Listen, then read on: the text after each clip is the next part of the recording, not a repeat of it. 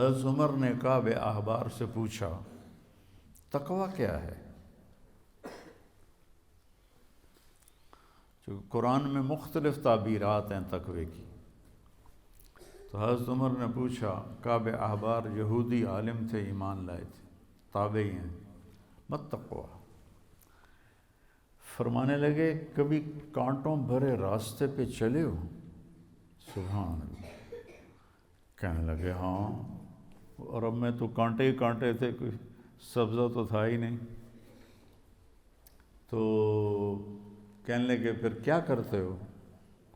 کہا میں اپنا کرتا سمیٹ لیتا ہوں، دامن سمیٹ لیتا ہوں، اور کانٹوں سے بچا کے میں آگے نکل جاتا ہوں. کہ بس یہ تقویٰ ہے کہ چاروں طرف گناہوں کے خاردار کانٹے ہیں، اس سے اپنے دامن کو بچا کر پار نکل جاؤ.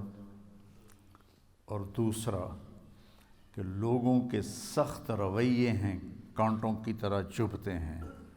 ایک جملہ آدمی کو ساری رات نہیں سونے دیتا، یہ اتنا زخم ہوتا ہے. جب حارث بن ابی سفیان اور عبداللہ بن کیا تھے، وہ ایمان لانے کے لیے تشریف لائے فتح مکہ سے پہلے، تو آپ نے ان کو ملنے سے انکار کر دیا کہ مجھے ان کا ایمان قبول نہیں ہے، کہ یہ میرے بارے میں بہت سخت باتیں کرتے تھے. طائف والوں نے پتھر مارے. جب وہ آئے تو ان کا استقبال کیا، ان کے ساتھ بیٹھ کے رات کا کھانا کھاتے تھے. ایک رات نہیں کھایا تو آ کے معذرت کی کہ میری تلاوت رہ گئی تھی اس لیے میں نہیں آ سکا.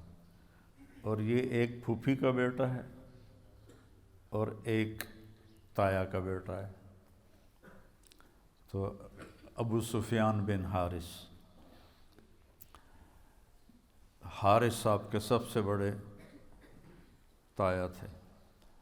کہ مجھے ان کا ایمان قبول نہیں ہے، یہ میرے بارے میں بہت سخت باتیں کرتے تھے. پھر حضرت ام سلمہ نے سفارش کی تو پھر ان کو بلایا. تو لوگوں کے سخت رویے کانٹوں کی طرح ایسے راستے میں ہیں، تو ان میں الجھنے کی بجائے دامن بچاؤ، کان بند کرو اور آگے چلے جاؤ. جواب دینے کے چکر میں نہ پڑو اور اپنے دل کو صاف کر کے آگے نکل جاؤ.